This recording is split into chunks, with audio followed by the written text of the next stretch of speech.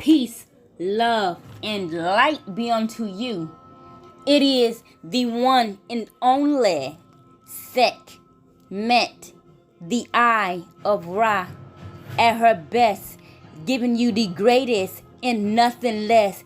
It is I in the motherfucking flesh.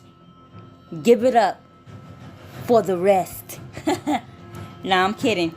Alright. Today I will be decoding just a little. My ancestors told me not to put everything out at once. So I will be decoding the zodiac signs that are associated with the ANKH symbol. Okay? I was going to get deeper into the esoteric meaning and everything, and they told me not to. Because, one, I don't have all the information. They just gave me some of the information. Then I was recording prior to, and then I ended up realizing how I got stuck. It's like, wait, I did not do research on that. I got stuck on the male organs. I studied the woman organs. Okay, then I got stuck on the males. And it's like, okay, I gotta do further research on the male body, on the male organs, okay? That's homework for me.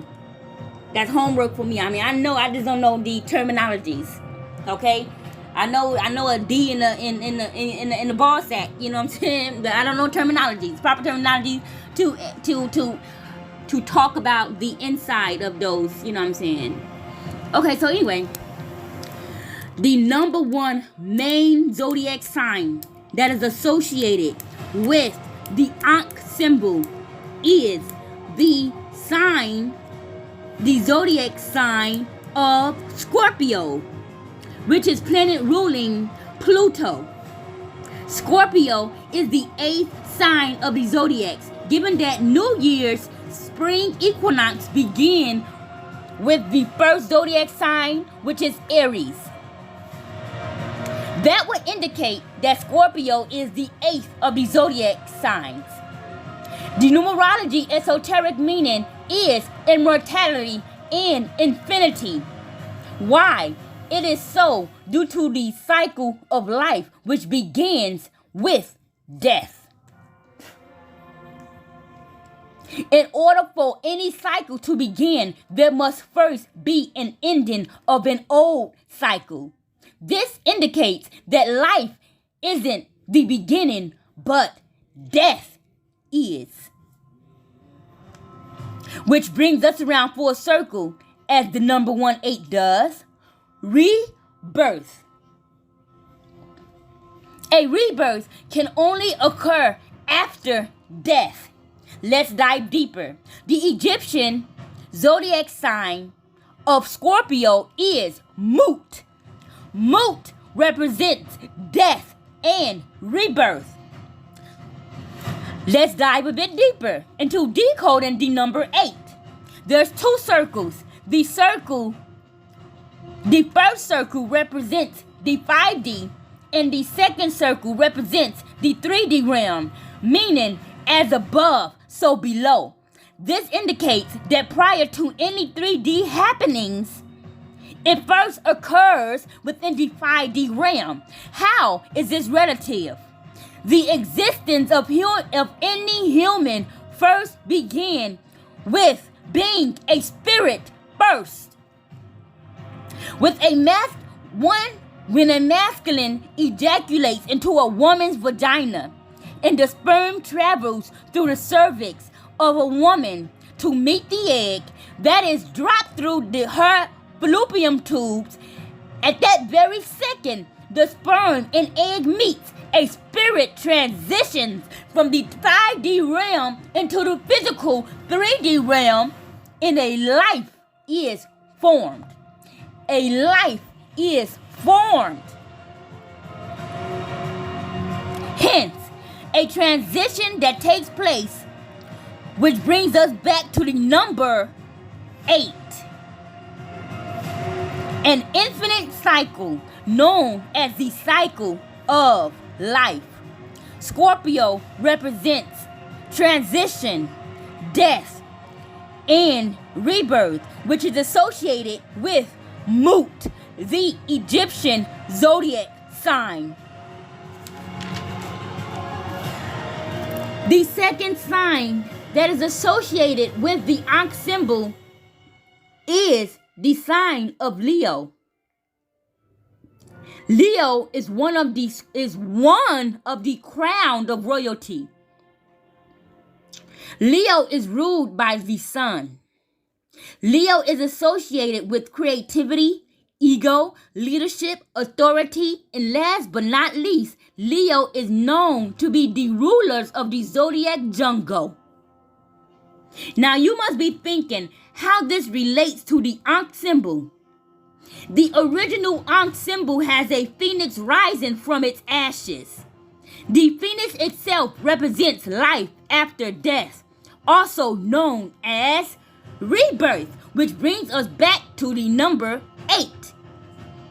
The phoenix also represents the sun god, Ra, who is the father of the galactic indigo star seeds. We will get deeper into that at another time. Leo is the 5th zodiac sign, which represents change. The change occurs once the sperm of the masculine meets the egg that is dropped from the womb man fallopian tube. Leo is the Egyptian zodiac sign of Sekhmet, myself. Moving along, Libra is the 3rd zodiac sign, which is associated with balance, fairness, justice, and justice. Libra represents the two outwardly, that is right. Okay, you have the circle, then you have the thing that looks like a scale. Okay, now that represents the Libra energy, which represents fairness, justice, and balance, masculine and feminine, the sun and the moon. There is a lot of duality here within the spectrum. There's a lot of duality. Okay, we're gonna get to the sun and the moon another time, in a minute, okay? Now, Libra is the 2nd zodiac crown of royalty. We have Libra and we have Leo, both of the masculine and the feminine zodiac sign. The divine feminine zodiac sign is Leo. The divine masculine zodiac sign is sun sign is Libra. Now, Libra is ruled by the planet of Venus. Venus is associated with love, fertility, passion, intimacy, and sexual relations. Ooh, no, I'm kidding. Libra is the 7th zodiac sign, which represents divinity, holiness, and purity. That explains the two sides of the ANKH symbol, which is similar to the justice scales, which also represents Ma'at. Now, let's dive deeper. The Egyptian zodiac sign of Libra is associated with Geb, which symbolizes mummification and the afterlife. Are you all seeing how this is coming around full circle? Which brings us back around full circle to Libra, which is the balance of all. We mummified bodies in our past lives, not to preserve the soul, as you will see on Google. They want to know shit. That's not their history. But we mummified bodies in order to prevent souls from harnessing our power by outside influences of our enemies. I would know this because I lived during those times. It is my history. It was our way of preserving our power once we've crossed over. My father Ra, who was known as Ben-Ami Carter in this lifetime, has taught me so in our past lives.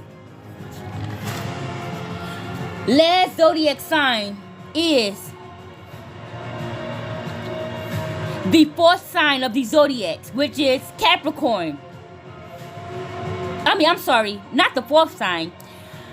The fourth sign, the fourth zodiac sign that is associated with the ANKH symbol is the zodiac of Capricorn, which is ruled by the planet of Saturn. And Saturn is ruled by Satan. Venus, I forgot to mention, is ruled by Lucifer. Capricorn is a zodiac boss. Capricorn is associated with dedication, practicality, persistence, determination, and ambition. Capricorn is the 10th zodiac sign of the zodiacs, and the number in the numerology represents completion and closure. The Egyptian zodiac sign of Capricorn is the zodiac sign of Horus, who represents childbirth and fertility. Now, if we add all of the numbers of the zodiacs, we have the 10th zodiac, the 7th zodiac, the 5th zodiac, and the 8th zodiac. That all equals 30. 3 plus 0 is the number 3. The number 3 represents the Holy Trinity, the womb, the man, and the child. Now, they had it, I would notice because I lived during these times, the triangle is actually, the point of the triangle is supposed to be downward. In the middle of the masculine and feminine energy is the divine spirit of life. Now, one moment. The symbol, how they would draw it today, is technically backwards. The spirit is between the woman and the man on the scale. And then at the bottom we have the child that is birthed from the womb, man, and the man.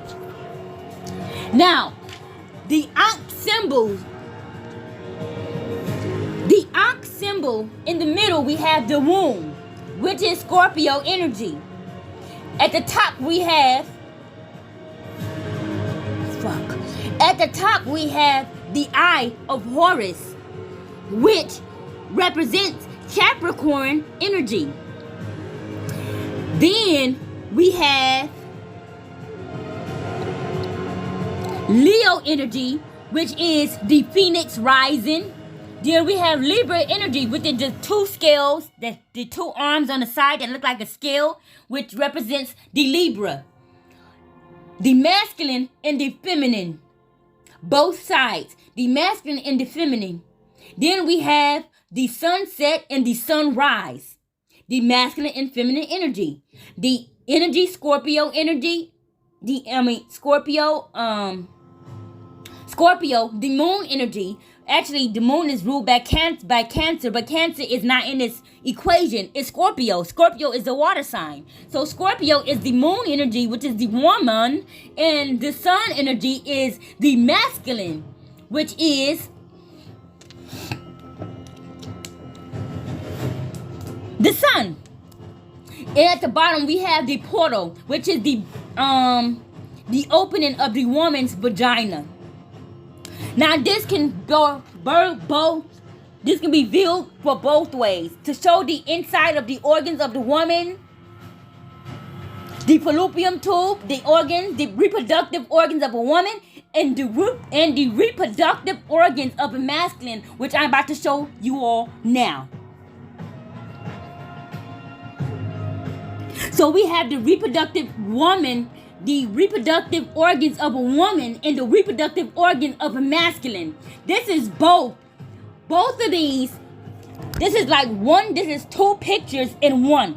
This is two equations in one. This picture is technically, I won't say 2-dimensional or 3-dimensional. I forgot how do you. Okay, I forgot the word. I forgot the terminology when there's two pictures in one. Okay, but we have the phoenix, which represents the sun god Ra, and at the top we have The disc, which represents the sun, Leo energy. Also the sun god Ra. And then we have the snake, the reptile, which represents our mother, Lucifer, who rules the planet of Venus, hence Libra, the scales of justice. And also Leo is associated with Saturn. You may not find that anywhere, but Leo is associated with Saturn as well. So we have both masculine energy of the divine feminine and the divine masculine inside of the symbol of the Ankh of life, everlasting life, immortality. This is why I say I believe that we created this Ankh, because nobody has ever been able to break it down the way that I just did. And this is not all the information. This isn't all of the information. This is just half of the spectrum of what I have to bring full to society. But a lot of people are going to steal this information. They're going to run with it, but y'all not going to have all the information. I never give all the information. I want y'all to know that. You can never, you just not going to know where I was going with it. So we have the feminine, which is, we have the feminine mother, which is Lucifer, our feminine mother, Lucifer, and our father, Ra, presented in the symbol, in the Ankh symbol. This is proof that what I was telling you all, that Ra and Lucifer are biological, are the parents of the indigo star seeds. Lucifer, who is a feminine goddess who rules the planet of Venus, and Satan, who rule the planet of Saturn. Okay? Now, I'm going to leave this here with you all. I shared enough information. I get so much more information to share with you all, but I'm going to stop here. Okay, did I break down the middle? Okay, look, the middle is the womb of the woman. That's where the child is carried for 9 months. Okay? And I explained that. I explained the two sides of the scales. The woman fallopian tubes. And then we have the cervix and the vagina. And then we have the masculine penis. And then we have the two sides of masculine reproductive organs as well. So yeah, that's enough information. That is enough. That is just the peak of the iceberg. So thank you all for joining me. Until next time. Ashe.